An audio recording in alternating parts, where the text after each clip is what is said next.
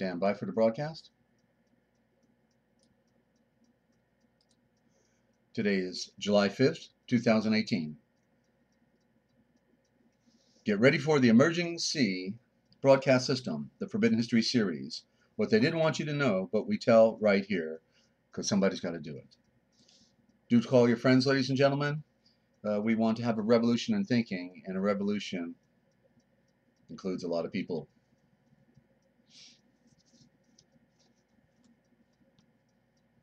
Please note that the following views and the opinions expressed on this program are not necessarily the views nor the opinions of the Master Force Group, YouTube.com, Free America Radio Network, our sponsors, our partners, and MFG is a private society. Nothing here is ever to be construed as medical nor legal advice.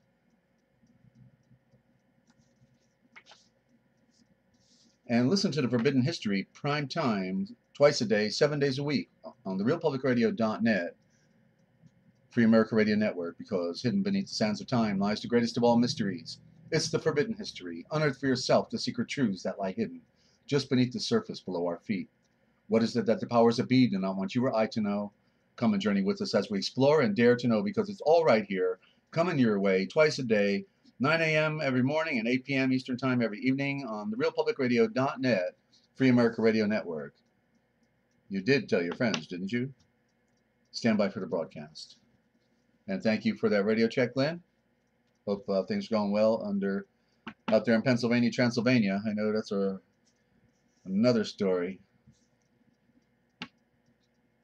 Coming to you live from Studio Z at the Lighthouse in Central Ohio and Free America Radio Network in the land of dreams, enchantments, and nightmares. It's the Forbidden History series. The Words That Kill, the history of the church, the original gospel, the piracy of words, the words that kill. And the original thought translation project. It's all right here, ladies and gentlemen. And welcome. Hey there, Diane, over there in the old country. Yeah. And we never did get free from England, did we? Okay. Well, good to have you. And, the latest quote I've come up with is, the one who doesn't want to know is the slave who doesn't want to be free.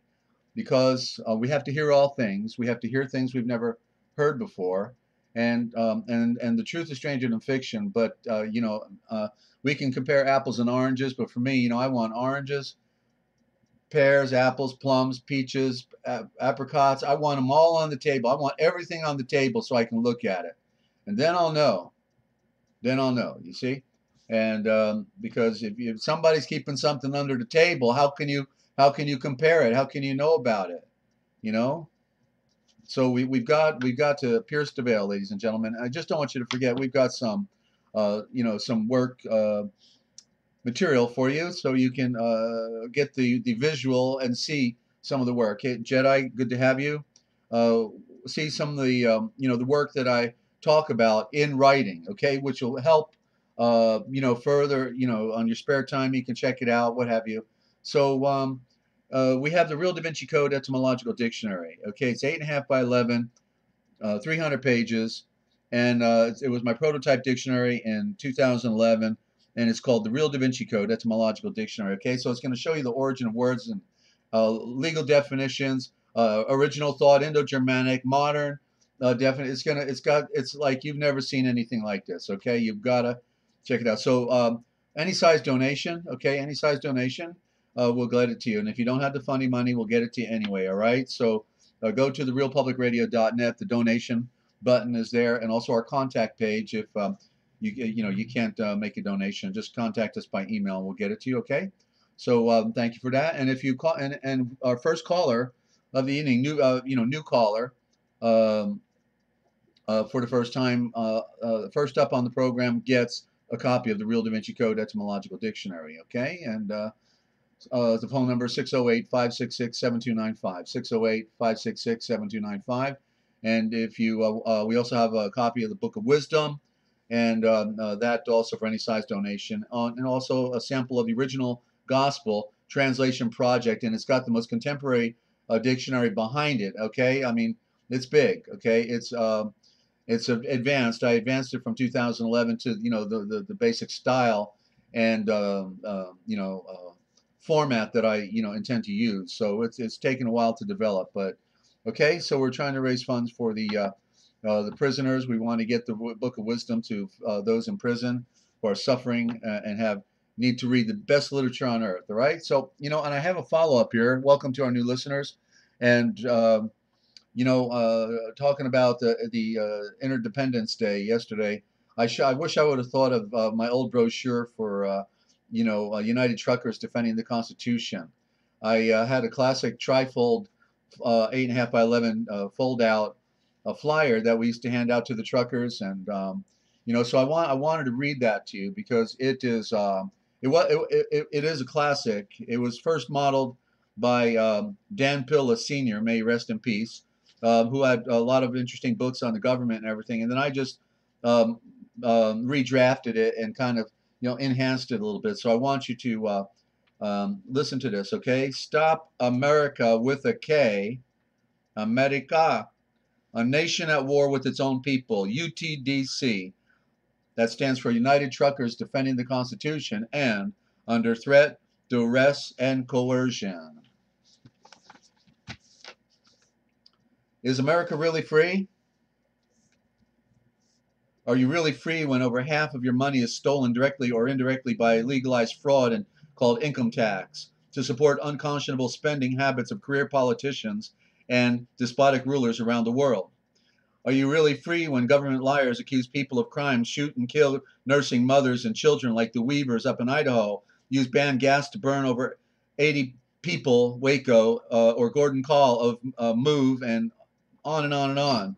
The slaughter of fellow Americans. Let's talk about the bombing of West Texas by a drone the day, 2 days after the phony explosion over there at the marathon, April 15th marathon in Boston. Remember that one?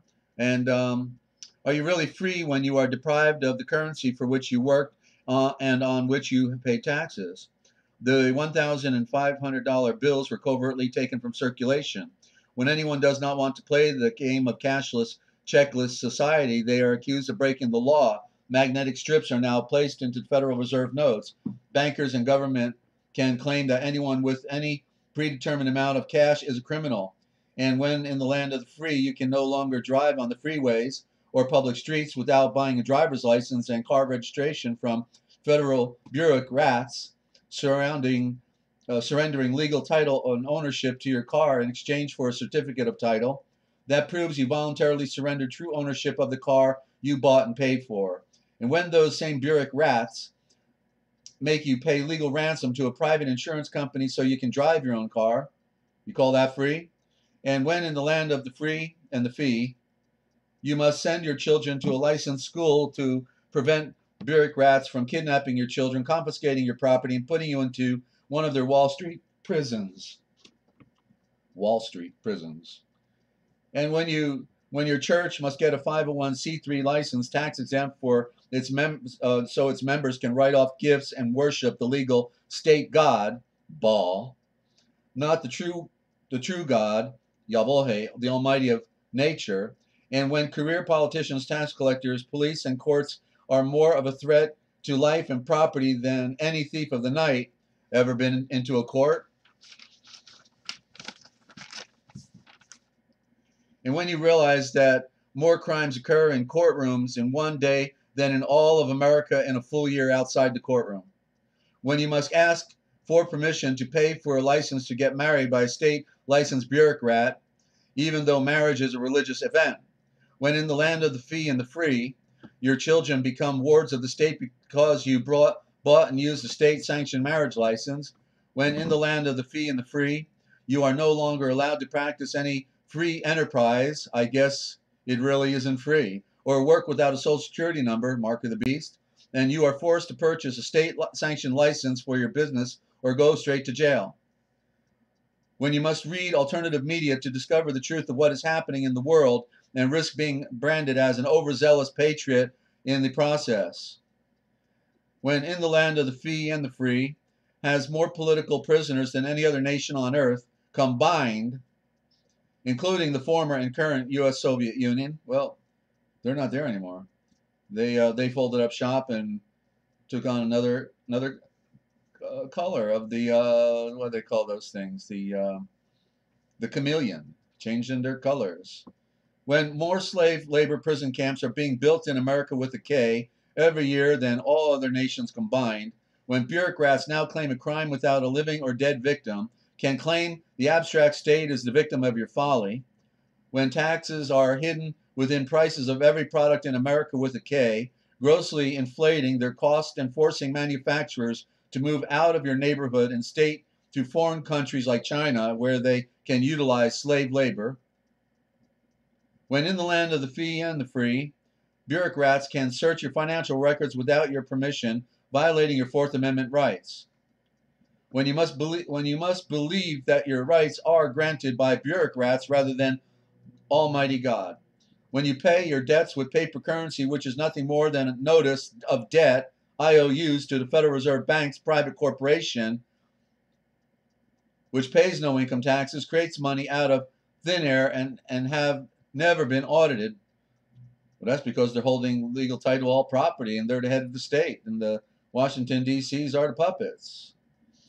The great show on earth, ladies and gentlemen.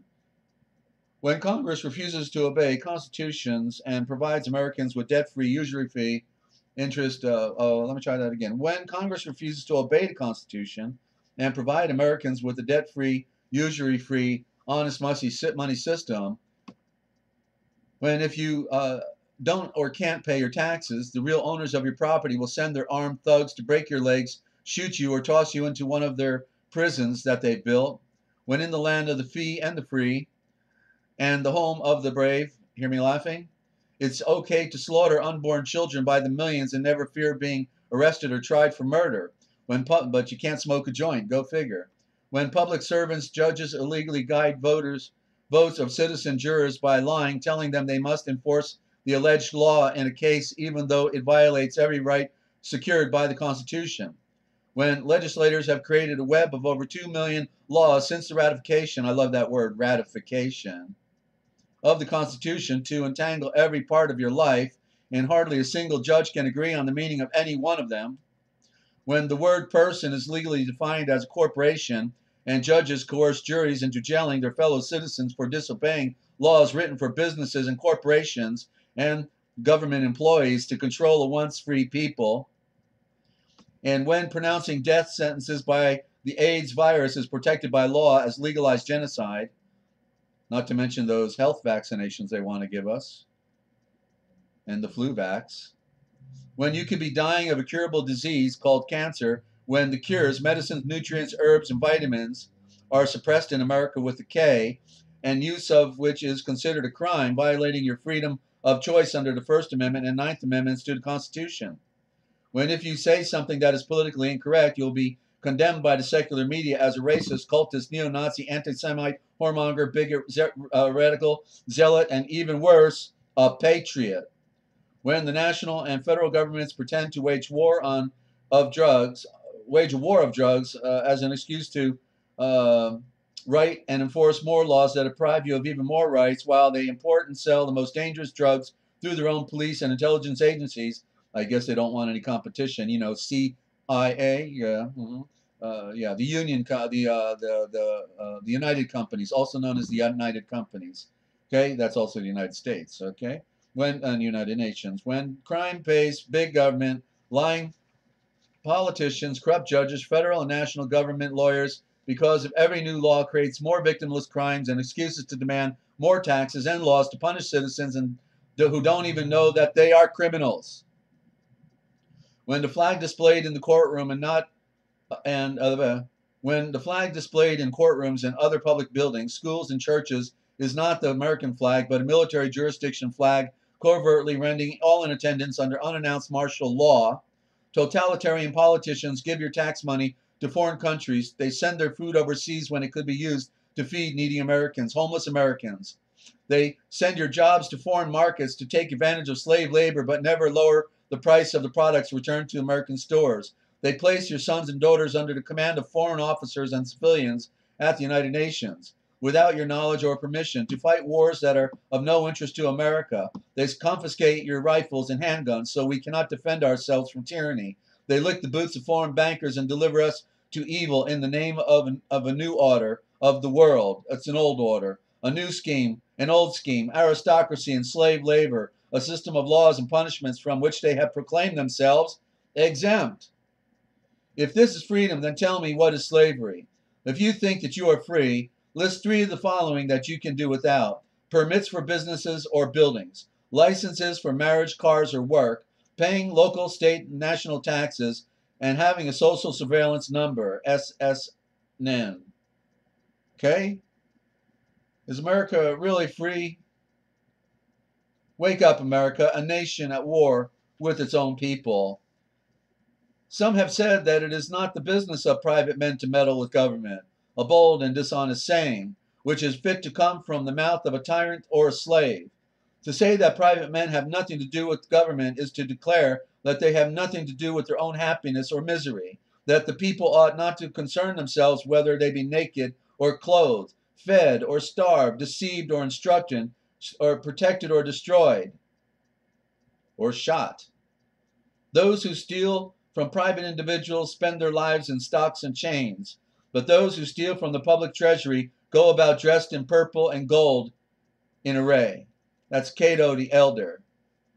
Nothing new under the sun, ladies and gentlemen. Nothing new under the sun. So that was our trifold flyer to round up the truckers in my organization, United Truckers Defending the Constitution.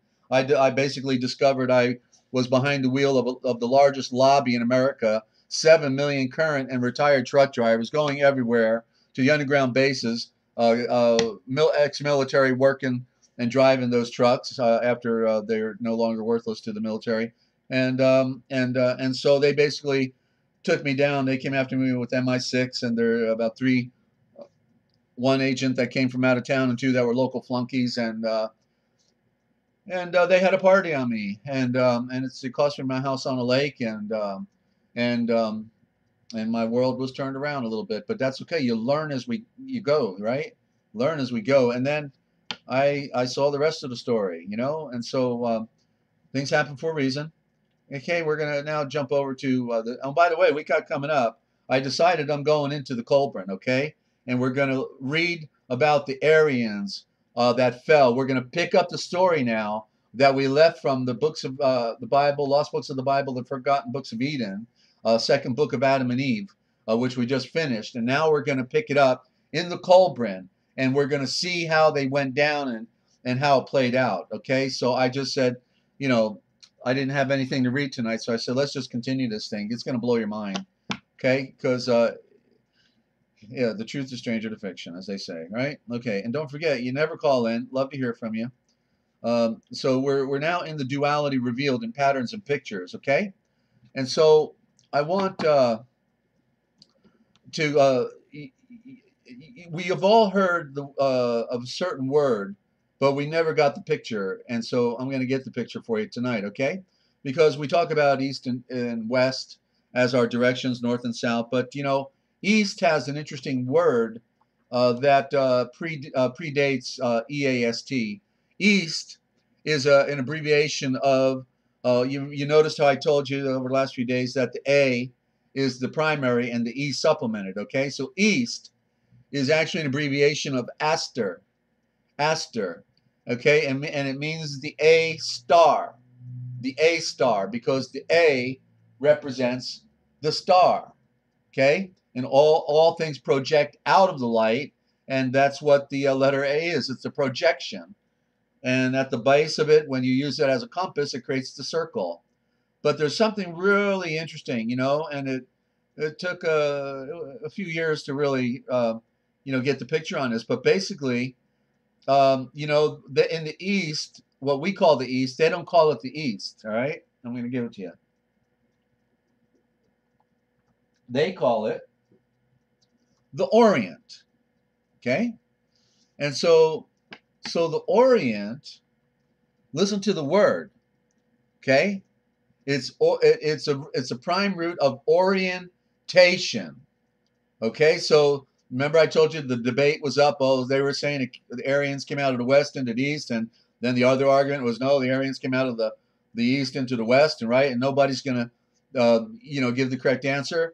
The shell game is better than that. You know, it's not as easy as out of the east or out of the west, but yeah, primarily come out of the east and into the west, but also into many directions. Not just that. They went to the Black Sea, base of the Caucasus Mountains. That's why it's called Caucasian, you know. But anyway, so this thing about Orient and orientation, because what's really interesting today, I saw it for the first time. If you silence the T in Orient, you get Orion. Orion, okay? And so the orientation is not just the Eastern Star, which is the sun, but it is also Orion, and it is synonymous with Aryan. Okay, just change the O to an A and vice versa. Okay, so it means from the place of the sun. Okay, the true rayon, the true creation, the light that comes down is the rayon, the true rayon. It's synonymous with rain, because whether it's light coming down or rain coming down, it's the rayon, it's the creation. And so therefore, with the essence of, you know, that river that comes out of Eden, which everybody doesn't get, that there's Eden, and then that's paradise, and then there's the garden, and the garden is the earth, and the Eden is really Adam, the atom, the atom in the sky, the sun, and that's the place of the light, and that's where we want to go back, is to the light. It's a symbol, of course. It's not, you know, the final stopping point. It's a 0 point. And it's the point that we point to, saying that's where we come from. We fell from the light. It's the great logo. It's the symbol. It's the shavor. It's the word. So, so what came out of the Eden, which is correctly the atom, is, it said, a river. A river flowed out of the atom, out of Eden, and it parted into 4 directions. Okay, and what it was talking about is the river of light. The river of light came out, and then it parted into the 4 directions, north, south, east, and west, and covers the entire planet, the river of light. And so these are the, you know, the true interpretations of these, where everybody's saying, you know, we're looking for Eden, we still haven't found it yet. Well, the whole earth is the garden. They came out of Eden into the garden, and we're in the garden right now. They're destroying it, but what they left in the metaphor is paradise. They left their pure estate, the peace, the, you know, the completion. And when Adam comes out of Eden, he wakes up, he sees his other half. He's a divided creature. Now they got to struggle through this dense matter to get back to the light. It's a very powerful story, and one that's been totally corrupted, ladies and gentlemen. And we got the Pig Latin version, the Dick and Jane reader. But if I can get my system back up with my word program and everything, I can really do a powerful transliteration that would be actually the most powerful in modern time, because it surpasses all the others hands down. And I got also Farrar Fenton to thank, but George Lamsa as well, and other experts as well. So I rely on them, as well as my own ability with Yeshua, to go into the Hebrew, Greek, and Indo-Germanic and see the pure elements of these burning swords of fire. Okay, so continuing with the discussion on how that which was lost was taken over. We're going to go into the story with the Aryans in a bit. I'm going to bypass that for a moment and go to symbols. I got symbols and words. Then we're going to go to our read. So, and I hope everybody's doing well out there. I appreciate you folks coming all the time, and you know, telling your friends. And we have a variety of people that come and go on the network now, and I've got some wonderful compliments, and I want to thank all of you for those compliments.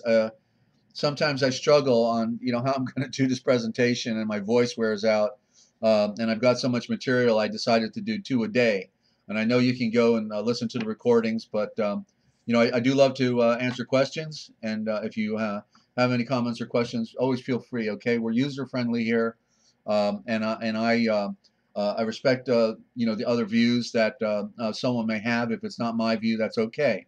I'm not here to convince anybody of anything. I am sharing. I am sharing with you what's important to me, and what you do with the information is your business. Okay, I wish everyone could see and read it for themselves, and could see what I see that is so important to me, and I'm attempting to convey that. Okay, so with a symbolism, the heart. The heart is one of course, the most significant symbols because it's at the center of our body, and it's in contrast to our brain. You know, you got the brain, and then you got the heart, and so the symbol of the heart. You know, they say you're supposed to hear with your heart, not with your head, but to hear with your heart. So there's something going on in that heart that is somewhat of an enigma within the subconscious, level that we have. And then look at the word. If you wrote it down, okay, Heart, right in the middle, you got the word ear.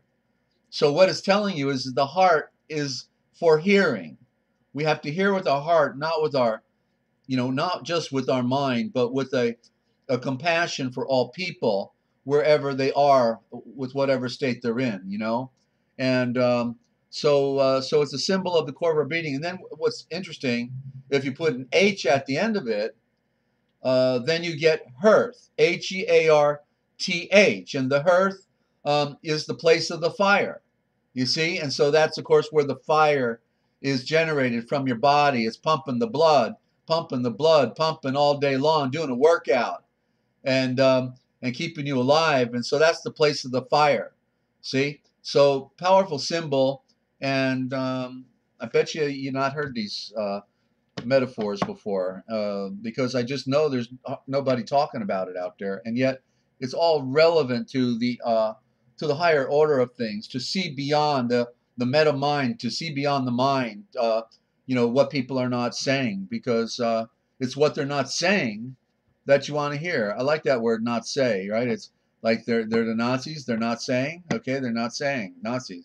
Then like NASA, Nazi, because they don't want you to know. Therefore, they're having a party. They're reading their Madame Blavatsky and Aleister Crowley, the most wicked man in the that ever lived, they say, and he was the father of Barbara Bush.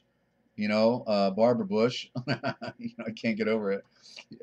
You got Skull and Bones and the daughter of Aleister Crowley. Could you ask for a better couple? It's what a world we've got, ladies and gentlemen. Pure fantasy, nothing real, all smoke and mirrors, and they're blowing smoke in your eyes and hope. They don't care if you get the picture. Actually, they don't care. And if you get to be too much, of a problem, they got something planned for you.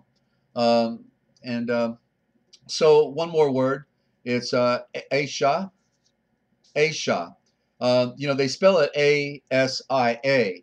And again, they're covering, and I talked about Asia, I guess it was this morning, about the Asia, they call it Asia Minor, that's Asia Minor.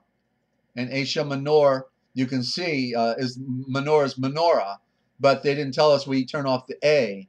And there's the word minor, and the minors take the light and go into the mind. The little people were used first to go into the minds because the holes were small, at least at the beginning, till they made them bigger. But they, because they start out with cracks and crannies. They didn't dig the hard ore first. They found the openings and snuck them in and see if there was anything inside. So Asia, so ASHA, and so there's the royal. Shah is royal. Like, remember the Shah of Iran out of Persia before Islam took over. The Shah of Iran was betrayed, and he escaped for his life, and then he went to Disneyland.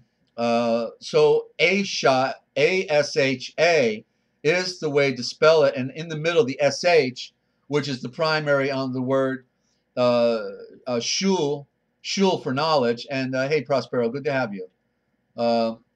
So Shah is the royal, and the SH is the prime. And so if we look at it as a symbol, got an A at the beginning, which is the eye, symbol of the eye in the pyramid of light, the sun. In the middle is the essence of the royalty, and it is the S, which is the serpent, and then the H, which is the bridge, and represents the earth. So the serpent represents the sun, and so you got sun and earth. And on both sides, the A is capturing that aspect of the picture.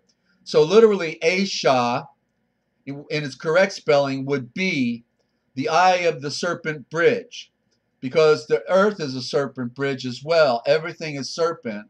That's why no matter where you go, there's serpents on the ground, reminding us about our primordial origin, because the serpent is as primordial as it gets, right? Just a little stick crawling around on the ground, scaring ladies and guys too. I'll tell you, I'd jump if I saw a snake, and I did when I was running last year down the trail. I practically stepped on it. I couldn't believe this red snake. No idea what kind of snake it was, but boy, it's pretty scary to run up on a snake, you know. And so these images, you know, these images are there to remind us of the story about the fall of mankind, and we are the serpent.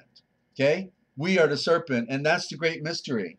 You see, they want you always to be off center, off track, and you think that, you know, it's this boogeyman or that boogeyman, but we never get it. Man is the problem. Is man not the problem, ladies and gentlemen? Is it not man that has betrayed man? Isn't, whenever you're having a problem, isn't it usually somebody doing it to you? Somebody, right? So we've got to wake up to how they tried to take us off center point and divert us, and then we just never will get the picture. They're hoping, you know, they want you to believe in goblins and fairies and trolls. Well, you know, actually, I guess those trolls are real, aren't they? We all know about the trolls. Okay, so forget that one. But you know what I'm saying, that you know, even today I defined, was it this morning, the leprechaun, or yesterday? You know, and it is the leopard king, the spotted king. Okay, he is the one with the pot of gold, because he was serving the Aryan priesthood as the puppet king. And if he did his job, he got a pot of gold. So he'd be happy to, you know, play the role. And that's why, you know, in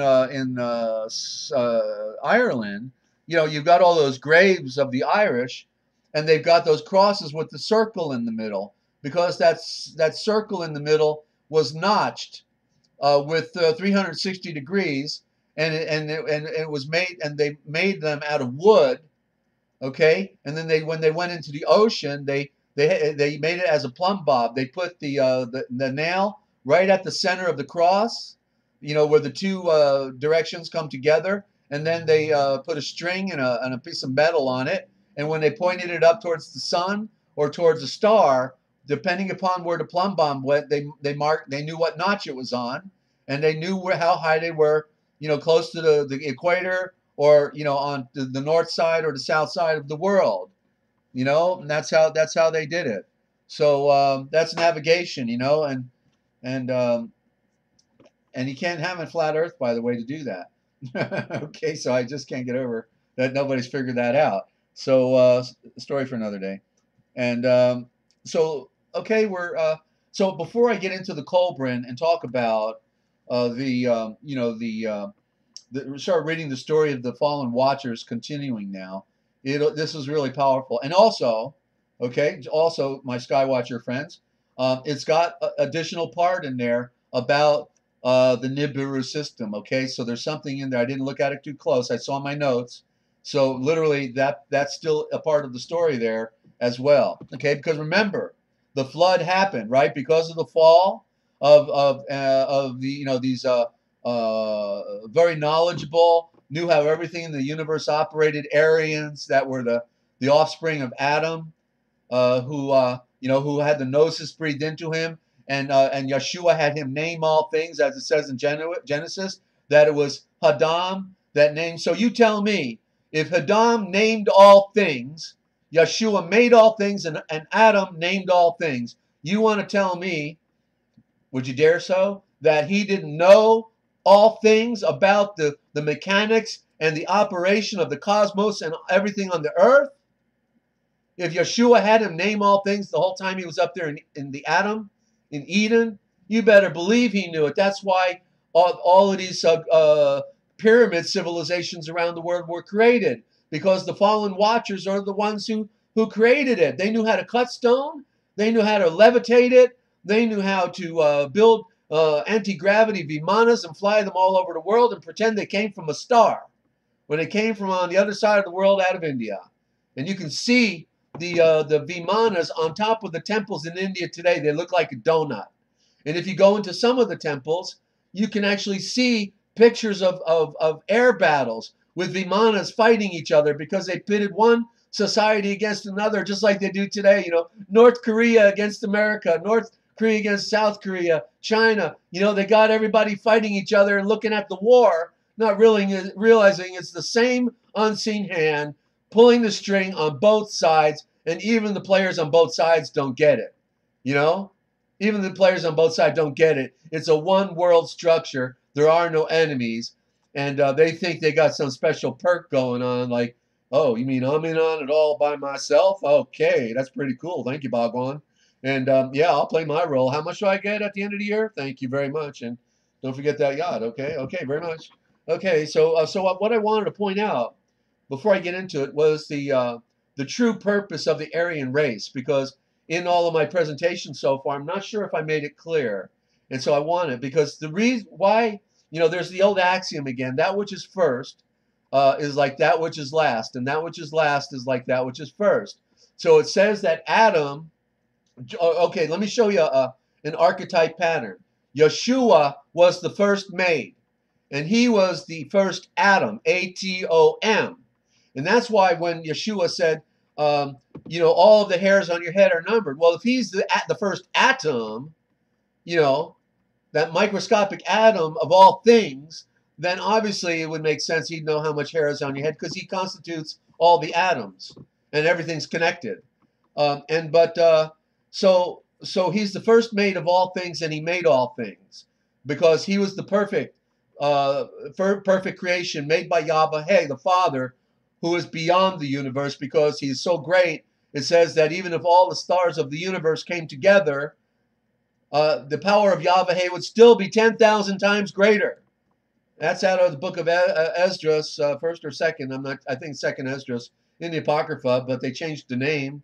It's Ezra, another book by Ezra. See the tricks they played? They didn't want you to get the picture that Esdras in the Apocrypha is Ezra, the high priest out of Babylon, you know, right at the time they were coming back. So I showed you the primary creation, Yeshua. He's the first atom, A-T-O-M, and then the star becomes the great symbol. Well, then when the earth was formed, but there was nothing on it, then it said Elohim attempted to make an image. They saw what they thought was their image in the cosmos, but it was a reflection of the perfect man, Yeshua. And so Elohim tried to make the Adam, A-D-A-M, Adam.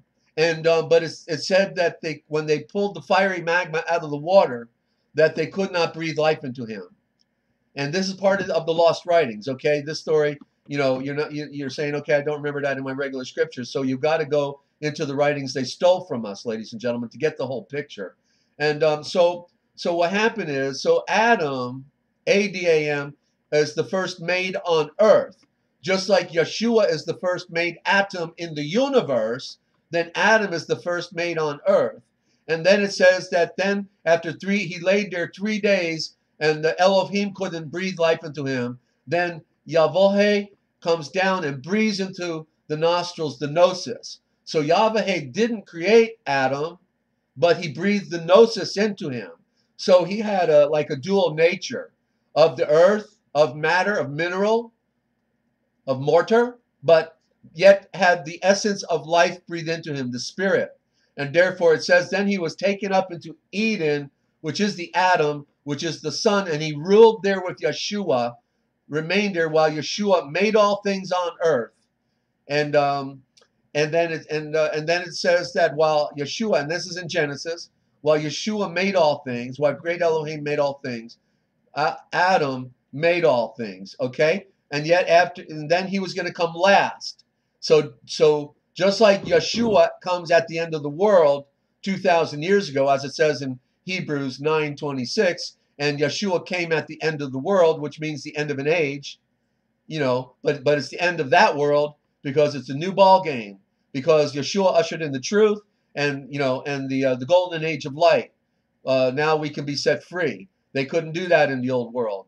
So he was first and he comes last. And so the same picture with Adam.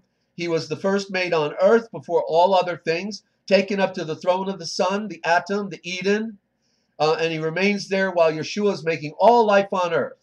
And then after all things are made on earth, then in the mystery, Adam falls asleep and comes down last after all creation is here. It's a garden taken out of Eden and placed in the garden, as it says in Genesis. And then that's his falling asleep. You see, he's going into a transition from one state to another, preserved for millions of years while Yeshua is creating on earth. And then he comes down. He's named all things. He knows how everything operates and how it all began. And then he wakes up. After he ends up on the earth and he's looking at himself. He's all naked. He's not clothed. He's not clothed with the light. He was clothed with the light. Now he's naked, and he looks across from him, and he sees his counterpart. He's cut in half. That's the female, his other half. And he says, "Well, wow. Okay, I know who you are. I know who you are, baby. You know who you are? You're the mother of all living." Whoa. Okay. So he's the last one there on the scene after Adam wakes up is the woman. And he says, "You're the mother of all living." Isn't that interesting? Because she represents Elohim, the cosmos, the Issa, the woman. Isha for Aisha. There it is, okay? Oh boy, I just saw that. Okay, so Aisha is also a component of the woman, the Aisha Minor, the light of the woman. Yes, that's another component. I'm just seeing it now. That's what happens, ladies and gentlemen, when we get this synergy going, and you get me going, because I get to see something for the first time, unless I forgot it. I can't remember, though. And so the question now is, so what was the purpose of this Aryan race? Okay, what was the purpose? Because the blacks were already here, the yellow, they also, I mean, if you've looked at any of these documentaries of ancient history, and the civilizations that predated Mitzrayim, Egypt, and they go back not just 10,000 years, but literally hundreds of thousands of years, and even more, possibly maybe even a million, because did any of you see that giant foot in stone down there in South Africa, and it popped up out of the ground, and it was like a 4-foot long foot, a giant foot in stone. You can't miss it. It's a foot. Just do a Google search, all right? So what was Yahshua doing, the great Elohim? What was he doing? He was like making different, in my mind, the only thing I can figure out, he was making other creations to see how they would interact. He wanted to get the knowledge of the psychology of what would man do, right? When he creates man for the first time, what will he do? Will he look for me, or will he, and so then the power of Yeshua helps them. The Elohim, the mother love, it helped them. They learned how to harvest the plants. They knew exactly what plant to eat for health and nutrition or sickness. How did that happen? That's because the Elohim led them down the trail. The divine love helps all people at all times in all places. No exception, right? That's the divine love. That's the Yalsar that came down, the bounty that was for everyone. It includes the divine love. So again, the Aryan race came last. And what was their purpose? The purpose of the Aryan race, considering that Adam was with Yeshua, made first on earth, with Yeshua the whole time he created all this stuff on earth, and Adam was watching what was going on while all the things were playing out, and then in the end, the Aryan comes. And I know this is a mind blower, okay? I know it because I never thought I would see this. I never planned on it. I had lost my apartment. I was just reading books 12 hours a day for a year after a decade and a half of watching documentaries and 25 years before that of reading books. So we're talking about 5 years ago when this happened, okay? Because I never would have guessed I would see something like this. And then I realized, yeah, it was about the Aryan race, because that's the great enigma, is it not? This Aryanism, because nobody tells us where it comes from. Nobody. And it's just like they're a bunch of arrogant, SOBs periodically with this arrogance, better than everybody else. It's I know it's rather disgusting when we're all Aryans too, right? So there is no special people, but yet the Aryan had a special purpose. Okay, that's the difference. And that knowledge was a part of it. And I know that Yeshua knew that this knowledge would then ultimately create satellite civilizations all around the world, starting with the pyramid civilizations, and then ultimately ending with what we see today, in skyscrapers, buildings that can scrape the sky, amazing structures that if those primitive people saw today, it would blow their mind. They think they're on Mars, right? They sure wouldn't think they're on planet Earth. They think they're looking at Buck Rogers and all the science fiction we saw in Buck Rogers and all that, right? So what was the purpose of the Aryan race? The purpose of the Aryan race was to deliver truth to mankind, the truth about their true origin, and the truth that all of creation, that is, mankind, are of a divine origin. The breath that was breathed into them gave them their life, and not the body, not the physical. The physical is the car, it's the automobile, it's the conveyance. It's what helps us to get around while we're trying to figure out the dilemma that we're in. We're stuck in a grave, waiting to come out as spirit. And so the Aryan race was supposed to tell the truth about this to mankind, and to then guide them into the light. That's why they were called sky gods, sun gods, that they fell from the star, but they converted it into from outer space. When we all fell from the light, everything came out of the light. That's the house. That's the big house.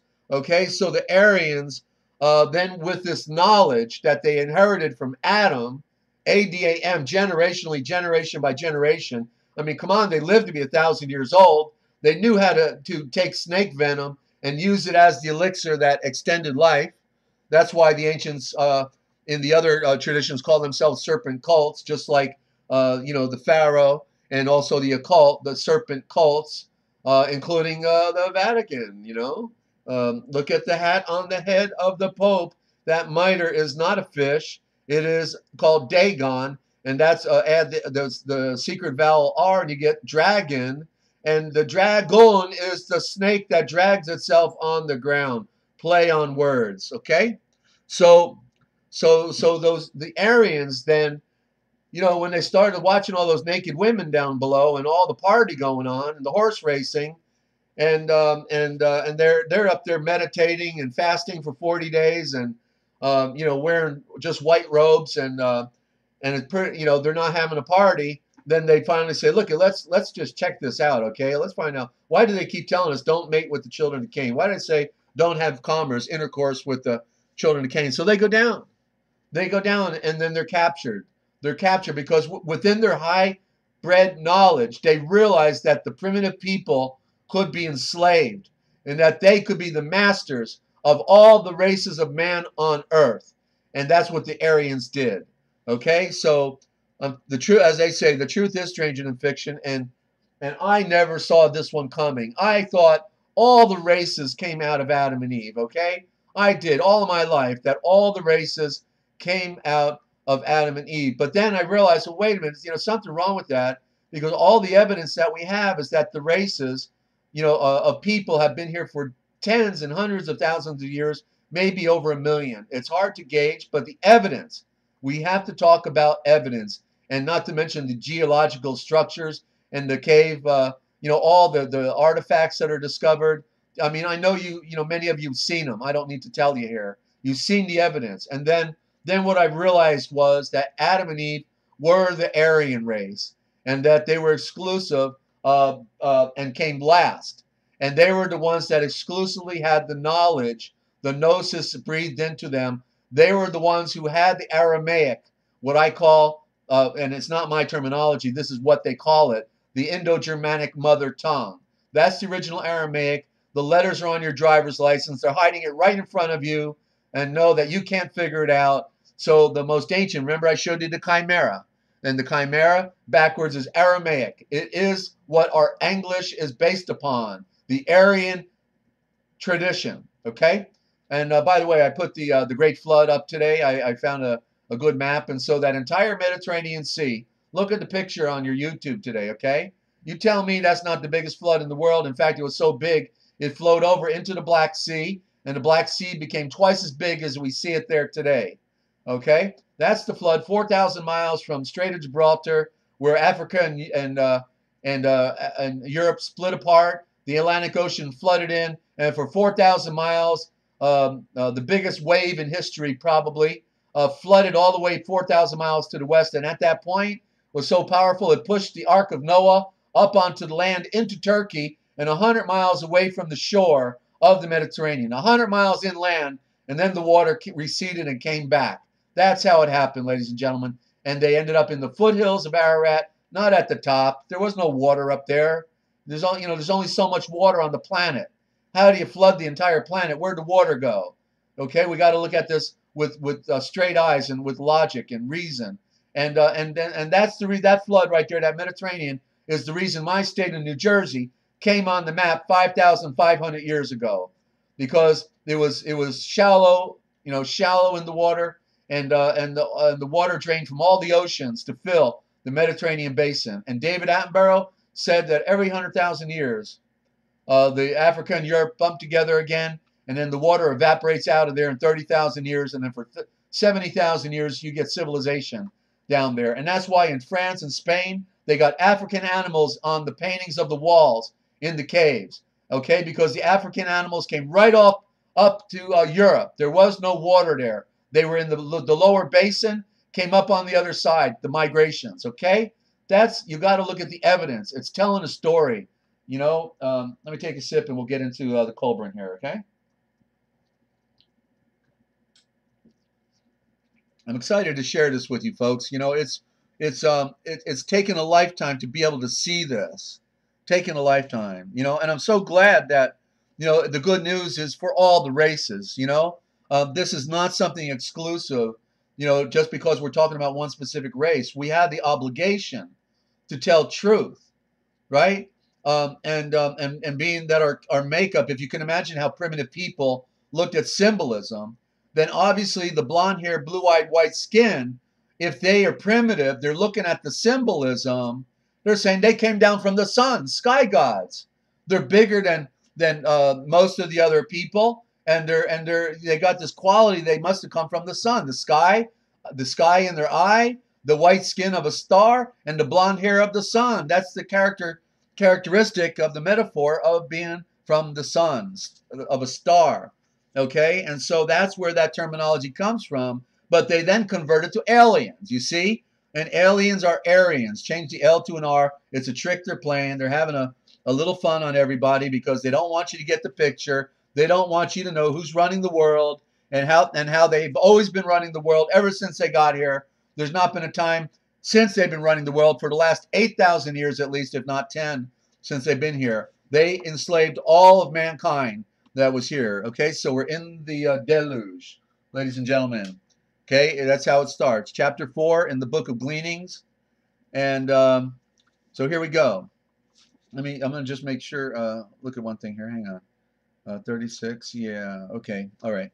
So it is written in the great book of the Firehawks that the earth was destroyed twice. Once altogether by fire and once partially by water. And that fire could have been, of course, the Nibiru, of course, right? The asteroids and comets fall into Earth when it passes by, and the iron oxide. So that's why they would say it was destroyed by fire, because it's red. But we weren't there, so we can remain open to it. I'm just posing that as a likely event. And once partially by water, the destruction by water was the lesser destruction, and came about in this manner. The people of those times spurned all spiritual things, and men lived only for pleasure. And where am I at? And men lived only for pleasure, caring little for the good of mankind or the future of the people. You see, that was their job. I just said that was their job, and it had said here that they didn't care about that. They didn't care. You see, that was their job. Lewdness. Oh, there you go. You see the attraction that immediately followed. The lewdness and lies were upon the tongues of all men, and brother could not deal justly with brother. The princes and governors were corrupt, and proper tribute was not paid, the statutes were held up to scorn. I'm just looking back for a minute. Okay, and the lives of men were ruled by their desires, and they spent their days in gluttony, drunkenness, fornication, dancing, and singing to instruments of music. The land was unattended, for men dissipated their strength in unproductive lusts and pleasures. Women lacked shame, for many would cast their glances after one man. Men fought among themselves and even slew one another because their lusts for worthless women, while the chaste women were not sought. They were even rejected, for men declined the effort of being worthy of them in the eyes of their fathers. Wives were unhonored, and only the women of pleasure commanded the attention of men. Women were unclean and immodest, and men lay with them shamelessly in the presence of one another. Old women were more lustful than the young ones, while virgins were seduced and corrupted in their childhood. Fathers fornicated before their sons and were admired for their prowess. They made no distinction between their sons and other men, or between their wives and other women. Deceit and violence were seen on every hand. To the east and north were high mountains upon which dwelt the tribe called the sons of the Nazaré. There's your aliens. That's referring back to Jerusalem, the center of the earth. There's all the connections being made. The men of the mountains, who were hardy men and mighty hunters, skillful in the chase and valiant in battle. The men were upright, their wives were faithful, and their sons noble. In their hearts were no unworthy thoughts, no envy or hate, no malice or deceitfulness. They did not smile before a man's face, uttering smooth words, then when he turned his back, reach out and stab him. In their wives and daughters there was no impure longing. In their wives and daughters there was no impure longing, and neither cursing nor lying was heard among them. The women folk respected their men and maintained the decency and decorum. Okay, that's the other tribe of the Aryans that maintain. Yet they were men with men's ways, abhorring all forms of unmanliness and degeneracy. Therefore, the treasure in the cities of the plains and the weakness of the people to whom these belonged did not go unnoticed by the seed of the Nazaré. So way back then they called them the Nazaré, and then in 1940s they called them the Nazis. Same word, but an abbreviated form, the Nazaré. And hey there, Ninja Cat, morning for you, right? Weren't you? I'm trying to remember. Weren't you in Ireland? I can't remember now. Tell us where you're from. So and unnoticed by the Nazaré. So they said among themselves, "Let us go down and do a good deed among these people, and let us show them the ways of men who are strong." So, that's how it started out then. They went down first with good intentions. Okay, let me read that again. Let us go down and do a good deed among these people. Yet, their fathers told them, don't go down and have intercourse with the seed of Cain. But they said, let's go down and do some good deeds among the people. Let us show them the ways of real men who are strong. So they wanted to help them out, right? No good deed goes unpunished. And let us show them ways, and making them slaves. Oh, well, they had an alter agenda here, and making them slaves and possessing ourselves of their goods. Okay, they were putting up a front. Forgive me, I didn't read the rest of it here. So they wanted to. There you go. This is the story I've been telling you, right? Hey, Ninja. Oh, Australia. Okay, very good. 11 a.m. over there. Okay, good morning. So making them slaves and possessing ourselves of their goods. So they had an agenda. They were smart, right? They're the ones who wage war by deception. That's what they're doing today, right? This talk continued among the men in the marketplace and gatherings until they were stirred up to these actions, and they gathered together a war band of fighting men. The mountain men chose leaders from among themselves after their custom, and prepared to fall upon the soft-living people of the plains and become their masters. When the chiefs of the mountain men saw what was happening, they became wroth and ordered their men to return to the flock and pastures. Okay, we heard those warnings, right? And they rejected it. That's what we got in the book of Adam and Eve. And the chief of the chiefs stood up before the gathering warband and said, "It is our decree that this thing shall not be done. You must not go down from these mountains bringing the swords to these people. Leave them alone.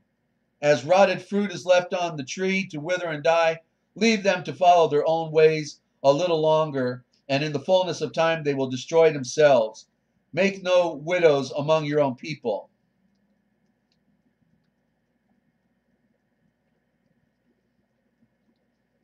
If you go down there carrying swords and fire and sword, you may find a trap laid for you among the flesh pots. The attraction of their pleasure and the temptation of their luxury is too strong is too strong for men such as you. Like the lure the flame has for the moth, do not lay yourselves open to destruction, even though the manner of its accomplishment is pleasant. If you must destroy this people, then destroy utterly, so nothing remains. They are many while we are few. And although by the keen, hard-hitting sword we may prevail in battle, yet might we not be lost under a deluge of soft feathers? Will you be wise enough to sup on milk and honey without being drowned in it? And you know how the migration, actually, hey, Sandgroper, good to have you. How the migration down in Australia too, absolutely. And so, you know, around the Black Sea, just of late, over the last year or two or three, the Black Sea and the Caspian Sea, they discovered what they claim is the most ancient of all the Aryan civilizations. And so, you know, they showed the jewelry, they showed, you know, the technology, the skill that they had. I'm telling you, microscopic technology. So there's the evidence of the Watchers' high, you know, knowledge that they had. Okay, so continuing, and I got this one titled "Migration to the Bottom." For a time, the fighting men heeded the words of their chiefs, for they were neither willful nor reckless. But there were some among them who went down to the plains in peace. They returned with tales of treasures and pleasures awaiting below, reporting that the time was ripe for an attack, though the warmen hired by the lowlanders having departed. For in those days the god of Sharapik strove against the gods of Elishdor and Ladek. Then the fighting men disregarded the commands of their chiefs and, choosing war captains from among themselves, went down and fell upon the people of the plain. The people of the plain bowed before the strength of the mountain, the men of the mountains. And when it's talking about the plain and the children of Cain, that's the low-lying valley. Okay? That's where the Mediterranean, you see the Mediterranean there, that's the bottom. They went down, as it says in our scriptures, the land of Nod. Well, what's Nod backwards? Down. D-O-N. Right? D-O-W-N, same word. Down. And so it's at the bottom. And and they did not fight. And for among all their possessions, they regarded their lives as the most valuable thing, precious above all else. And so they surrendered. They said, "Take whatever we have, our riches and harvest, the treasured things from our dwellings, even our daughters, for your amusement. Go ahead, take them.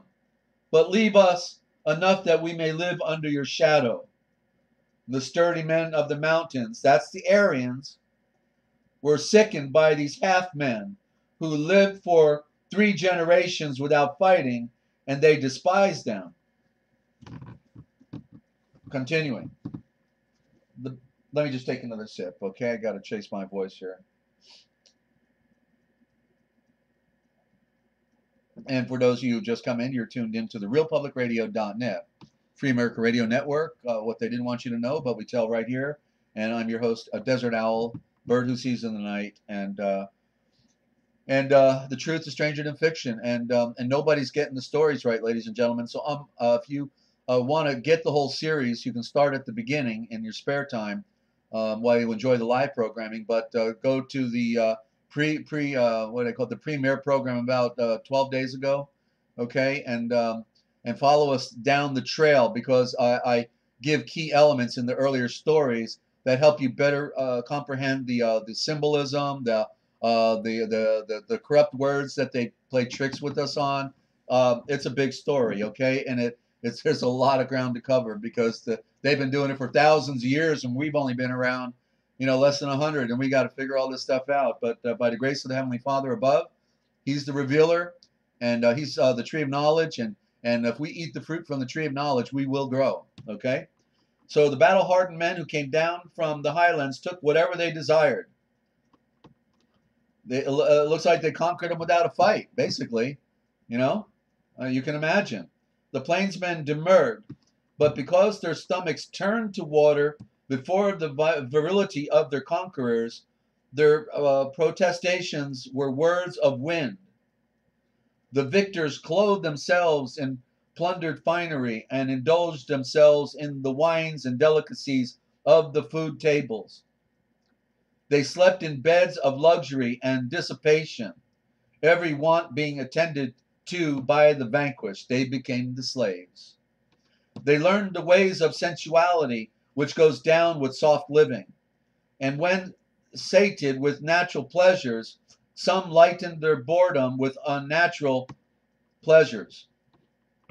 The mountain men saw that the women of the cities were beautiful, but they were not modest, casting their charms before the masters, which is the original thought is the mother stars. Master is mother star, a representative of the sun, but of the people, that were Aryans, the mother stars. And so they were casting their charms before the mother stars and unashamed. So it followed that they were taken when required and treated as chattels. The women did not complain, though hitherto they had stood equal with their menfolk. But woman's equality with half men is not something of value.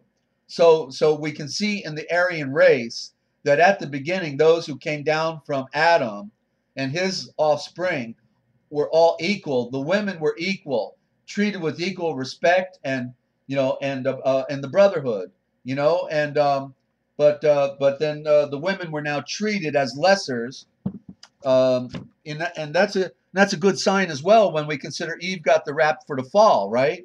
It's like, okay, but yet the women didn't get put in a lower standing. They were on an equal footing with the men. They were loved by the men, and honored for the role that they play as women. Okay, everybody has their job. Women have theirs, and men have theirs, and therefore we each have a different assignment. But they were equal, and not put below.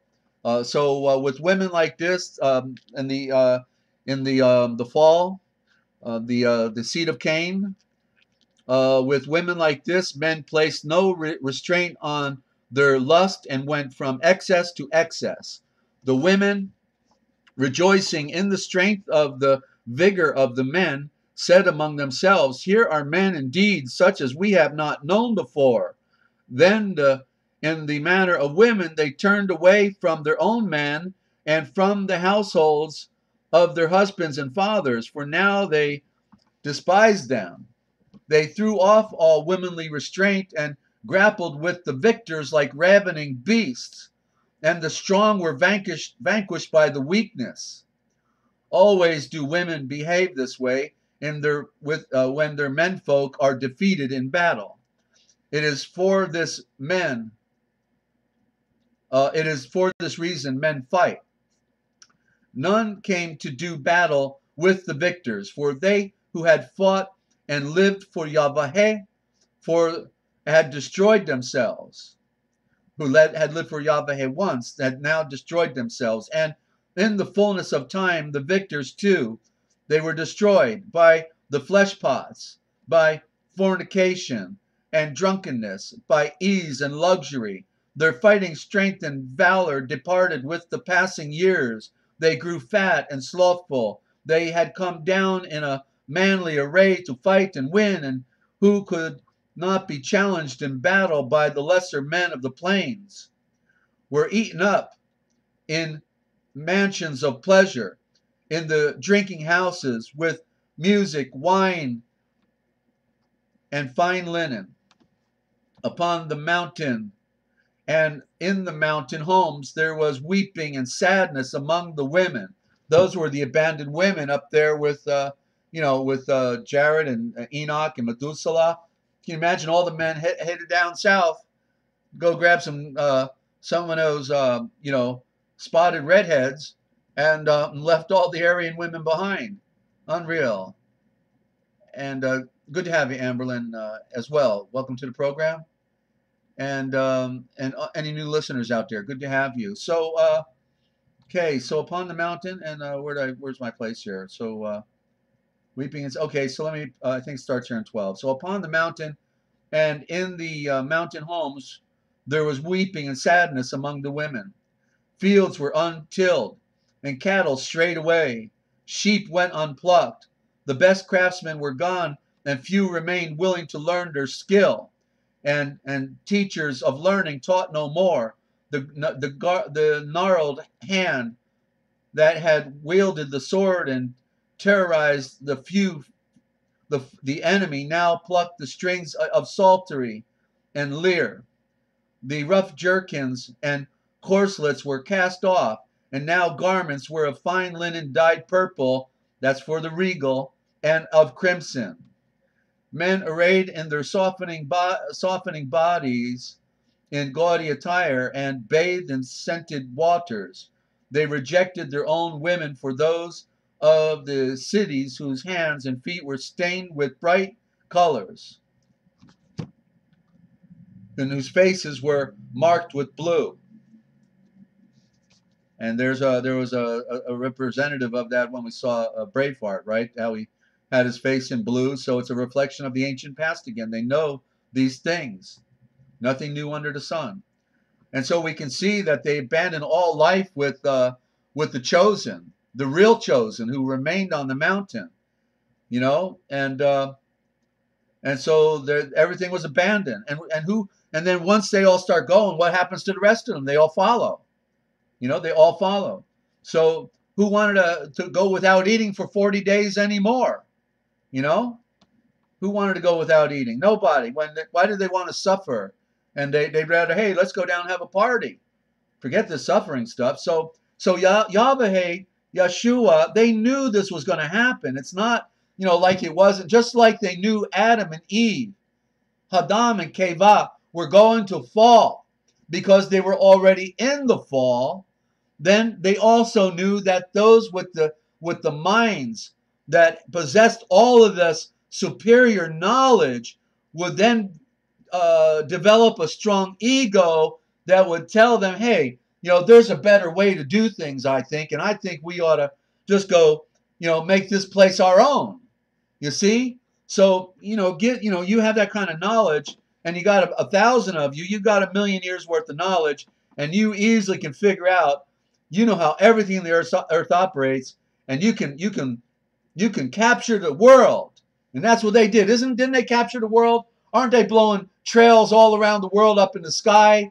This aerosol spraying. They're using these HAARP arrays. They got them set up, a dozen of them all around the world, controlling the weather. I mean, come on. They captured the world a long time ago, and they have perfected it today. And they don't care that they're destroying all life. They don't care. Because the bottom line is they hate Yahweh. And so since they're not going back home, their arrogance have turned into a darkness that's, of the most demonic conceptualization. And they would rather destroy the world before letting the people of Yahweh go back home. And it's amazing. It's a mind blower. And they knew this stuff was coming up there in the sky with the binary twin, the Nemesis star system, and that's why they built all these underground bases. They started building them, 70 years ago, 50 years ago, whenever, and they built them all over the world. So they think they can escape because they've been doing it from the beginning of their history in the mountains. That's where all the technology is, under Tibet and above India, in the Tibetan mountains. They've got hordes of all the wealth, all the technology hiding in those mountains. They can tunnel. You notice that they can cut stone. You've seen that stuff in India. There's no more profound stone cutting than in India. And that's the evidence, as I say, that the Aryans run the world through India. And that's why it's under the cover of religion. Who would suspect India, right? Who would suspect this religious culture, not realizing that the most evil empire of the world is hiding behind it all under priesthood? Let me continue. One day from afar off came 3 men of Artian burst.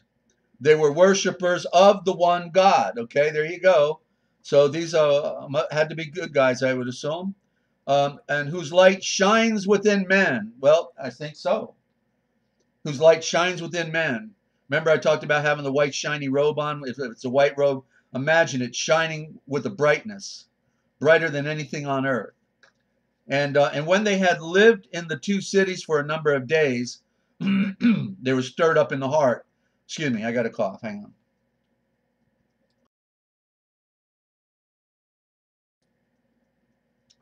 They were stirred up in the heart because of the things that they saw. So they called upon their Yahweh and the great Elohim to see these dark things. And their Yahweh sent down a curse upon the men of the cities.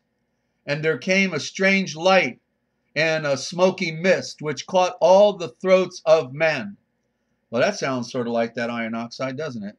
I don't know. Let me read that again. And the great Elohim sent down a curse upon the men of the cities, and there came a strange light and smoky mist, which caught the throats of men. That's going to happen when that iron oxide comes, if it gets that close. All things became still and apprehensive. And there were strange clouds in the sky. Oh, I think that's what's coming. And the nights were hung with heaviness. Many days passed before the north wind came and the skies cleared. But then, when women conceived, they bore, and this would probably be giants. The word is not correct, but when they, and then the next word in the next sentence is monstrosities. Monstrosities came forth from their wombs, whose faces were terrible and whose limbs were unproportioned. Doesn't it sound like the Paracas people over there in Peru, for instance, which Brian Forrester has been doing the DNA testing on the Paracas, right? They got the double jaw, the giant jaws and big heads, it's perfect description of that. But you can also include the Cyclopses, which were on the island of Sicily and Corsica, and Malta. They all, after the flood, there were remnants that made it to the islands. They survived on those islands. And that's why after the flood, they were still there and their graves can be found. And that's why even in the Levant near Eshareel, Israel, there were still giants there too, including Goliath and the, I can't remember the name.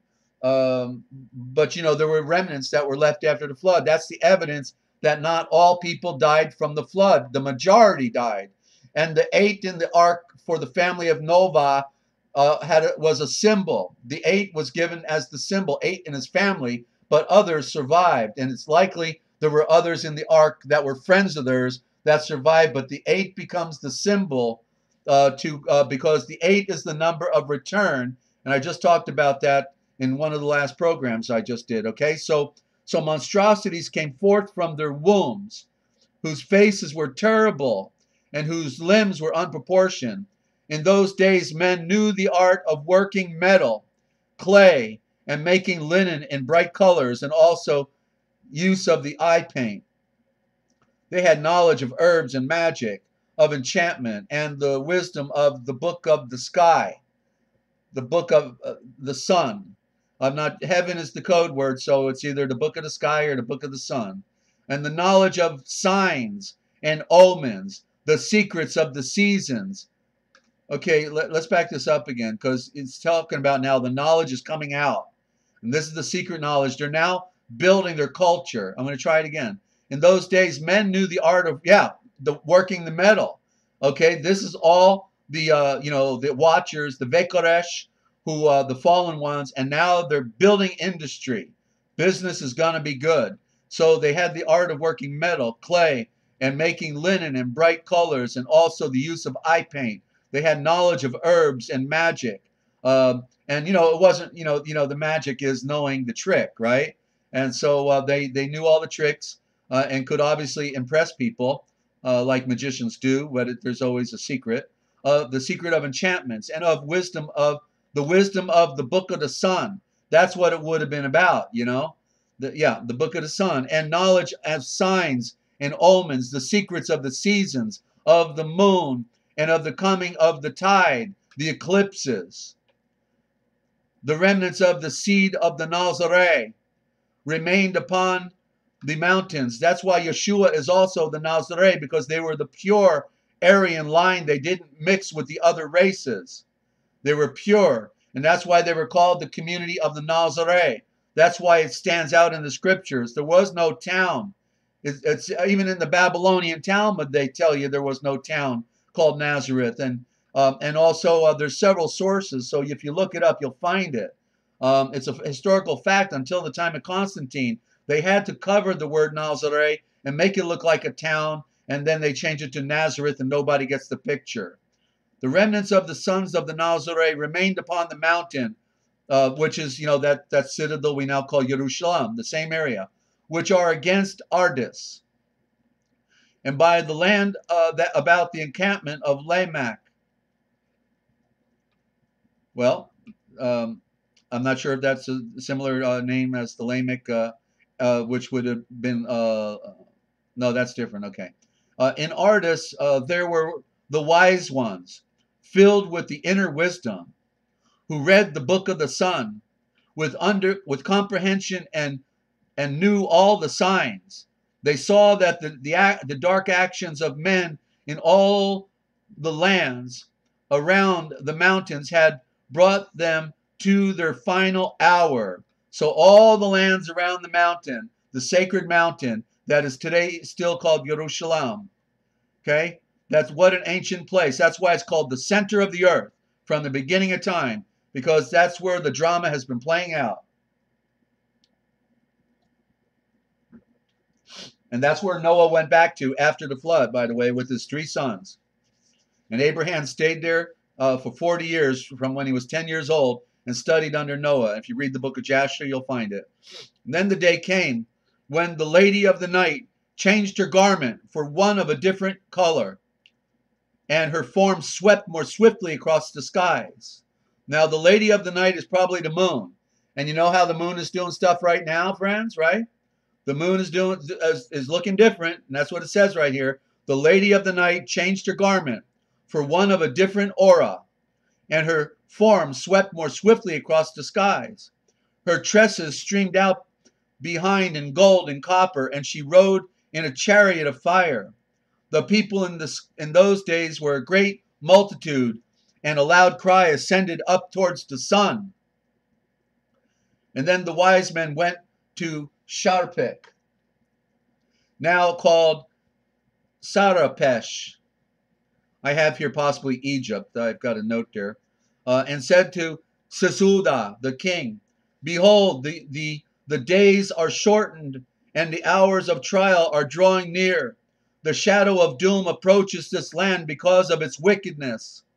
I think that's what's happening today. Don't you, ladies and gentlemen? I think it's right on time. Yet because you have not mingled with the wicked, you are set apart and will not perish. So the royal people, the pure seed of the sun, the Nazarene, are going to be preserved. And that's why being one with Yeshua means you have the potential, to last this thing out and to serve for other people with the truth. Okay, and something just fell out of the sky here in my living room. I don't know where it came from. Okay, yet because I hope it's not the ceiling fan taking off. I don't know what that was. All right, and yet because you have not mingled with the wicked, you are set apart and will not perish. This is so your seed may be preserved. Okay, and then the king sent for Hanok. Well, there's that looks like Enoch right there, Hanok. And by the way, the E is not an E; it is an A, Anak. Um, and so son of Hagarthor, and he came out of Ardis, for there he had heard a voice among the reeds saying, "Abandon your abode and possessions, for the hour of doom is at hand. Neither gold nor treasure can buy a reprieve." Okay, so that could have been the name Hagartor. Hagartor could the O or the O Agortor, could it be Noah? Because remember, Nova is given to us as a name for a symbol, a sign. Nova means new star. And so we have to just remain open to these things, not knowing exactly for sure, but just, kind of get the picture and then, just keep on rolling here. So then Hanok came into the cities and said to the governors, "You must see and read it for yourself. The sea will flood in, and so I need to build a ship."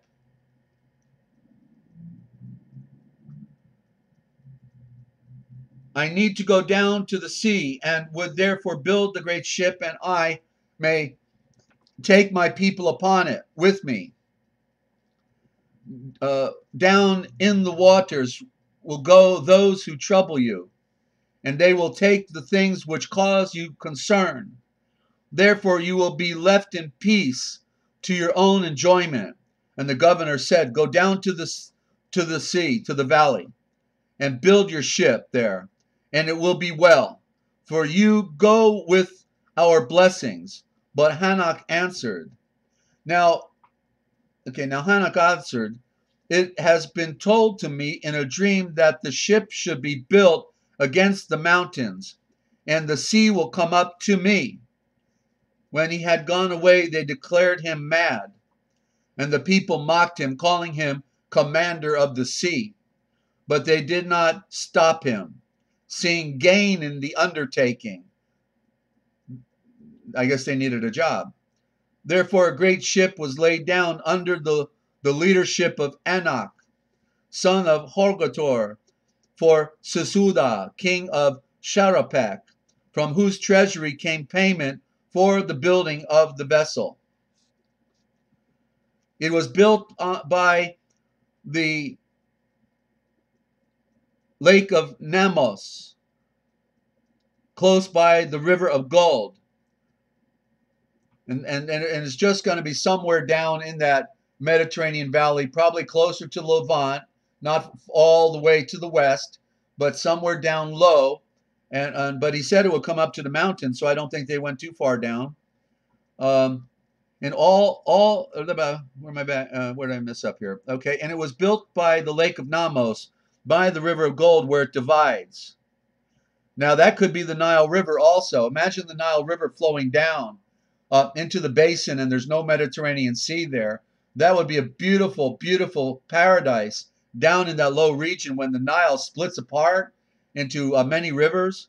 That could be the place. All the household of Hanok was there, and the household of his brother, who directed the men at the task. Davan, captain of the ships from the land beyond Ardis, was overseer of the craftsmen, and the women and children carried, and the men built. So the women were the laborers that carried the tree, the timber, and I always wondered, how did they build that ark? 3 men, 4 men, come on.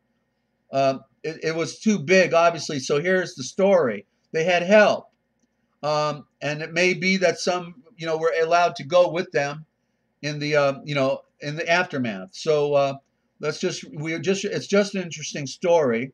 But I got to tell you, I know that this book was the book of Joseph of Arimathea, okay, the great uncle of Yeshua. It may be a poor translation, but it's still the only record we have of that ancient past, okay? So the length of the great ship was 300 cubits, and its breadth was 50 cubits, the same exact cubits in our scriptures. And it was finished off above by 1 cubit, the same exact story.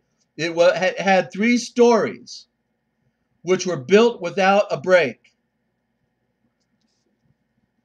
I'm not sure exactly what that means. The lowermost was for the beasts and cattle and their provender, and it was laid over with sand from the river. Well, that explains how it absorbed some of that stuff. And that also created the ballast, because you put the heaviest stuff at the bottom. So there's your ballast. The middle floor was one for birds and fowls, for plants of every kind that are good for man and beast. And the uppermost one was for the people. Each story was divided in 2, so that there were 6 floors below and 1 above. And so that made 7, right? And there they were divided across with 7 partitions. In it were cisterns for water and storehouses for food. And it was built with ascara wood, which water cannot rot or worms enter. So that would be very possibly teak wood. That's typically what the ships were, wooden ships were using teak. And I'm sure there's probably other wood. It was pitched within and without, and the cisterns were lined. The planks were edged and the joints made fast with hair and oil. Great stones were hung from ropes or plated leather. All the ship was without mast or oars. There were no poles and no openings except for a hatch beneath the eaves above whereby all things entered. The hatch was secured by great crossbeams. Into the great ship they carried the seed of all living things. Grain was laid up in baskets. And many cattle and sheep were slain for meat, which was smoked by fire. Well, there you go. They had a pretty good stack of food right there. They also took all kinds of beasts of the field, and wild beasts and birds and fowls and all things that crawl, and also gold and silver and metal and stones. The people of the lower plains came up and camped about to see this wonder. The sons of Nezira were among them. That's a form of the Nazare again.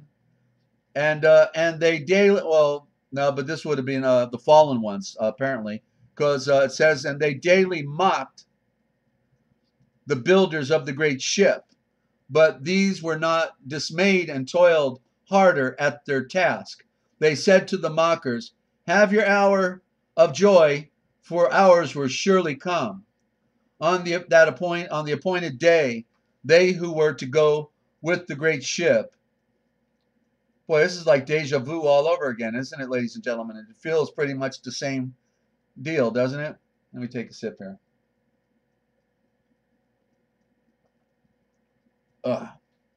On the appointed day, they who were to go with the great ship departed from their homes and the encampment. I got to close my window a minute. Hang on.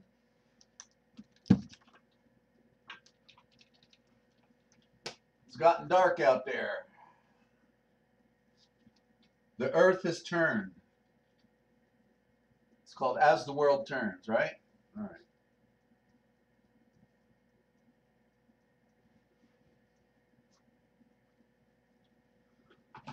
All right, thank you for that.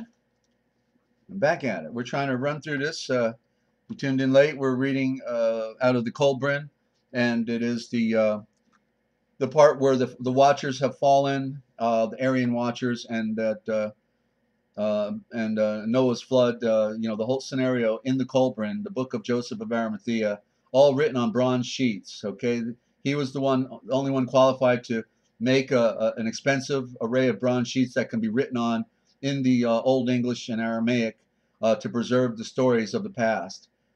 So an amazing saga here, all around the entire story of our ability to get these writings, almost lost forever. Okay, so on the appointed day, they who were to go with the great ship departed from their homes and the encampment. They kissed the stones and embraced the trees, and they gathered up handfuls of the earth, for all this they would see no more. They loaded the great ship with their possessions, and all their provender went with them. They set a ram's head over the hatch. There's that ram's head I was talking about earlier today. Okay, I was saying Yeshua was the ram of the great Elohim. And they put a ram's head right over the hatch, poured out blood, milk, and honey, and beer. They actually wasted the beer. I can't get over it. Beating upon their breast, weeping and lamenting. The people entered the great ship and closed the hatch, making it secure within. The king had entered, and with him those of his blood, in all 14. But it was forbidden that his household should go into the ship.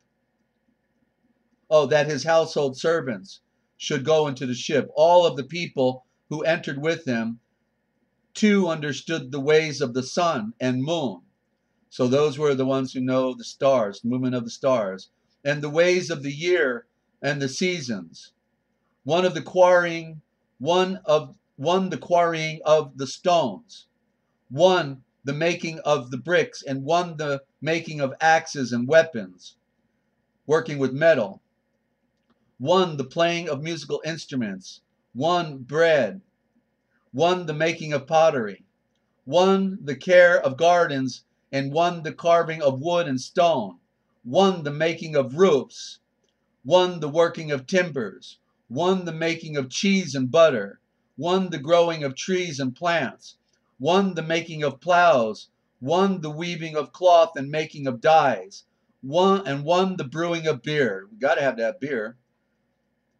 They said beer saved the world, right? All right. Well, there was a movie about it anyway. Rather interesting. So it's the most ancient drink. Okay, I guess most of you know that. Yeah, and that beer still tastes good today. I got to tell you. And by the way, it's rich in B vitamins. Really good for you. It gets the water into your system quicker than just water itself. So it's a catalyst. One, the felling and the cutting of trees.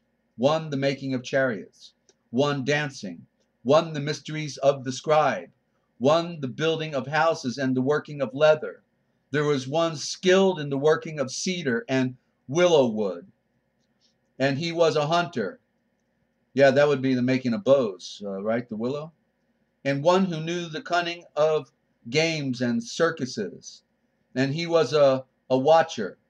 There was an inspector of water and walls, a magistrate and a captain of men.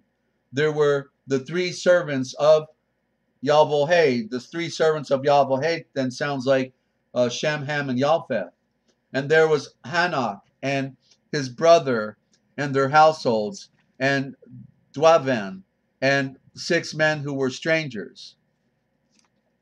So that could be the full account. Remember, what we got in Genesis is just like a genealogy. It's just like a snapshot.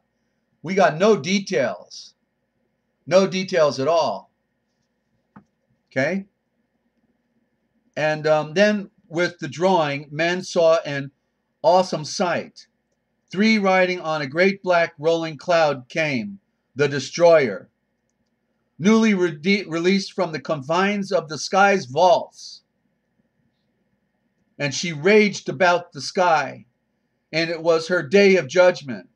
The beast with her opened its mouth, and belched forth fire and hot stones, and a vile smoke.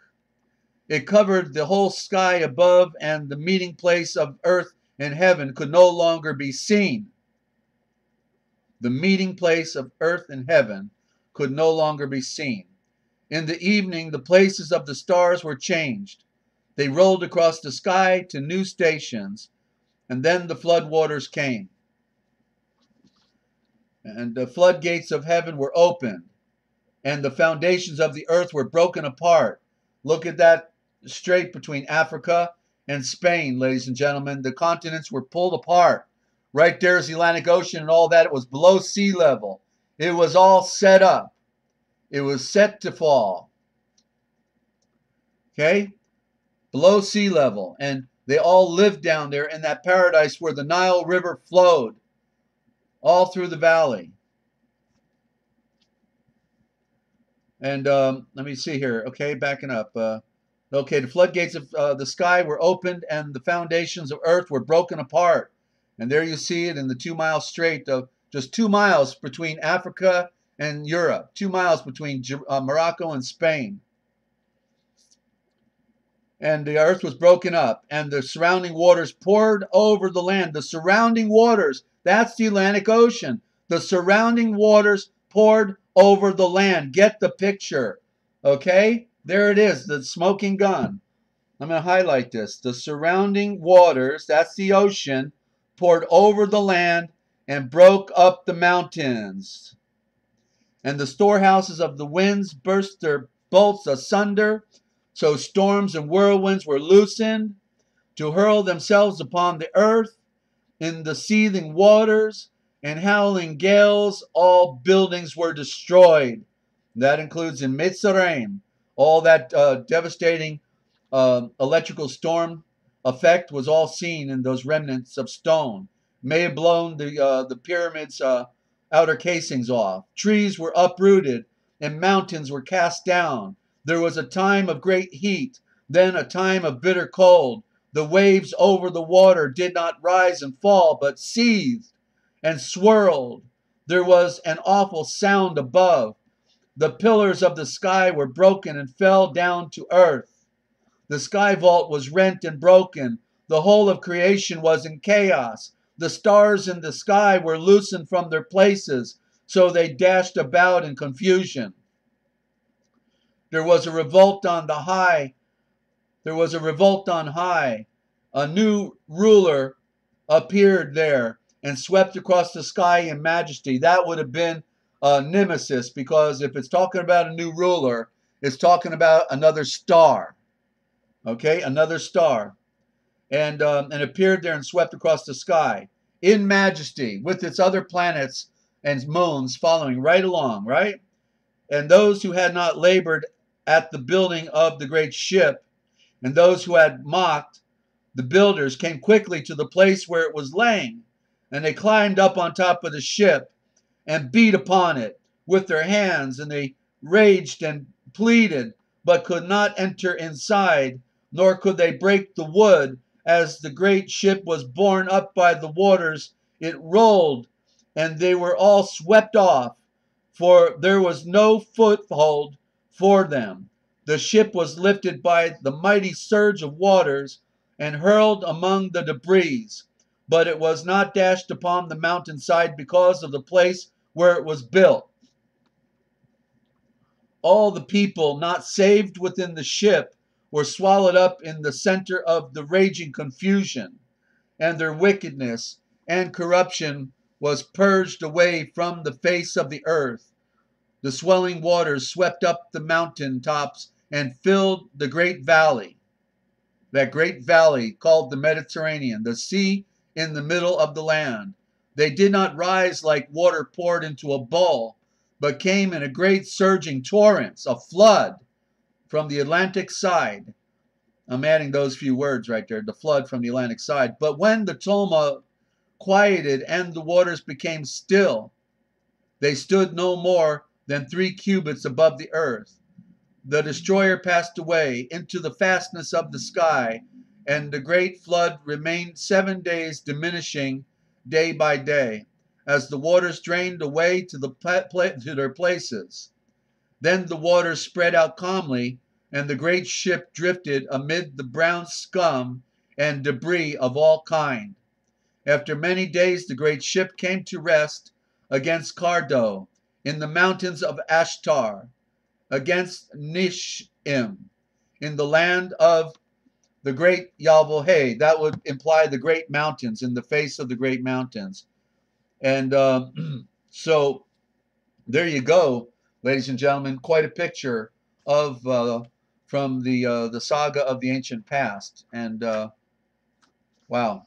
To read this for the first time for me was quite a an experience. I just think it's something that you should get a copy. The people in New Zealand are the ones who gave us this translation from the handwritten copies apparently, and then somebody here in America stole their translation and just simply scanned the document and then republished it. Okay, and so I would want you to consider patronizing the good people in New Zealand who got ripped off for this book by the people who published it here in America. I'm not naming names, but you can figure it out. Because if you look at this document, you can see that it was scanned. Okay? And so the people in New Zealand were denied credit and denied the monetary compensation for their labor. So therefore, if you have a mind, you can do a search for the Culbrin in New Zealand, and you should get their websites to come up. But you can check it out on Amazon. But I don't like the idea of people that have stolen their work getting a monetary reward. So it's your business. You do what you want to do. But and they also have another book. Okay, just so you know, they got another book of more stories of Yeshua. Of more stories. Yeah, confirms what we are expecting. San Groper. Yep, absolutely. It's another. It's just another version of the other version. Nothing new under the sun.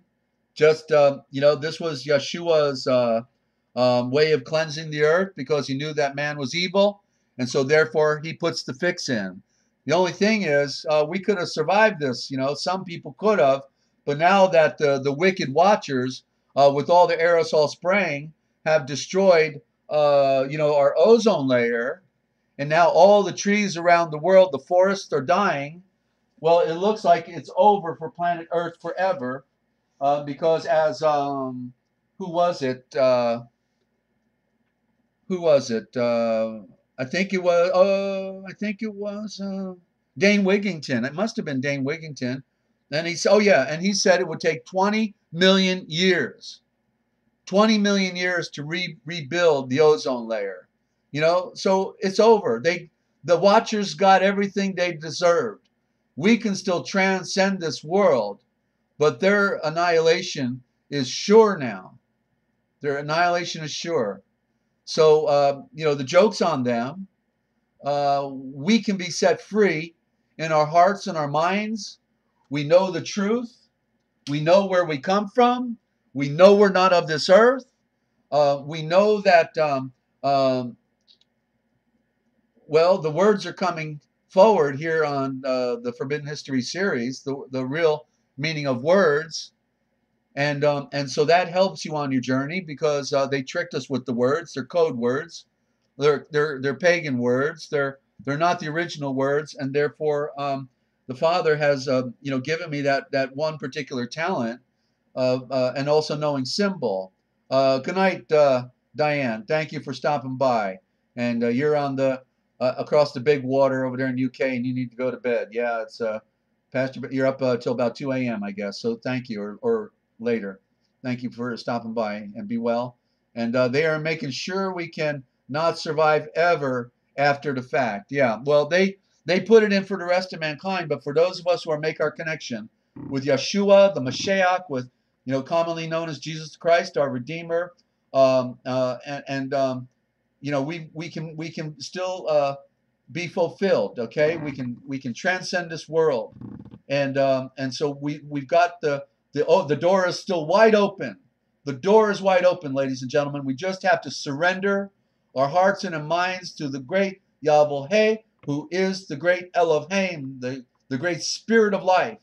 He loves us. He wants to save us. I know, all these things I've learned throughout these 4.5 decades and more in my preparation for, doing this broadcast. He didn't do it for me, okay? Didn't do it. I wasn't worthy. I wasn't qualified. He says I'm going to take the least, the most unqualified, and I'm going to use them. And you're just going to have to learn to deal with it, Bubba. Okay. I've been learning how to deal with it. It's been quite a download to learn all this, and nobody wants to hear it, you know. But I found out once I finally got here on YouTube after 6 years of not being on broadcasting, and I got focused. I found a bunch of people who love to hear some things they've never heard before and are getting the picture. And so I'm just absolutely honored, you know, to be hanging out with such great people from all over the world, and who are also sky watchers. They know, you know, something's going on, and so we all do our part in this scheme of things. But you know, tell your friends about the broadcast. You got confirmation bumps, Sam Groper. Confirmation, I love it. We all come up with some crazy things, don't we? You know, we have to put a little bit of laughter in this terrible saga. You know, we have to put some laughter in it, because sometimes I just think, like I feel like I'm going crazy with this overload. But you know, I'm not crazy. They're crazy, right? You're not crazy. They're crazy. The people who don't care are crazy. The people who are psychopaths, they're crazy, and they're you know, probing us. They're poking us. They're listening in on the phone. They're following us in their automobiles. They're plotting and planning against us, and they've created a culture against us called Islam, so that they can have a party and annihilate the Christians. If the disaster doesn't do it, then the remaining Muslims will have fun with it, you know. And they've got all their weaponry, and they're all good to go, and their arrogance to boot, you know. So what a world, Mr. and Mrs. Smith. The good news is we're not a part of this world. So I just want to thank you, yeah, and want to thank you so very much, all of you, for tuning in today, and hope you tell your friends about the broadcast, because it's posted here until they take it down. I'm sure they will eventually, because they don't like the truth. They only want to entertain us, and it's so that's their problem, not ours. Okay, because we will, Yeshua will make a way. And don't forget that we're here also every morning at 9 a.m. Eastern time, and 8 p.m. every evening Eastern time. All right. And by the way, if you want to support this ministry, you can go to this website, freeamerica.basicreset.com. Free as in freedom. freeamerica.basicreset.com. And that's my good friend Ray. That's his website with Basic Reset. He supports our ministry, and wants to help get the Book of Wisdom into prisons. And so if you sign up under him, let me know, and I'll put you on a 3x5 card, and you'll be able to then be in our rotation, and we'll read your card out over the air, and get you some sign-ups as well, because they have good percentages. It's a health food store. You can have your own health food store online for free, no obligation to buy, and you get paid weekly. You can get paid even through PayPal. And so they figured out the perfect plan, and they've saved lives with these products. Okay, that's freeamerica.basicreset.com. And so thanks for your consideration and supporting grassroots media, and this ministry right here, ladies and gentlemen. I've been at this a long time, as you can probably tell, and I'm pretty worn out. So just want to remind you, you know, if you need any help on the side, you can always call. Love to hear from you, but certainly we would love to take your call on our program anytime. Answer your questions. I want to be able to answer questions for people who are still trying to figure something out. I don't care what it is. We might have the answer, or our friends out there may hear your question. They may have the answer, because I found out throughout all my broadcasting career that my listeners have been some of the most informed people on earth, and they've got answers too, right? So collectively together, we can help our friends out, and make this a better world for whatever that's worth, for how long that means. Okay. And so with that, I just want to remind you, if you're looking for the truth and you want to know the future, then just look for the forbidden history, because it's what they didn't want you to know that we tell right here. I'm Desert Owl, thanking you for tuning in, and be well, and we'll look at you in the morning. Good night.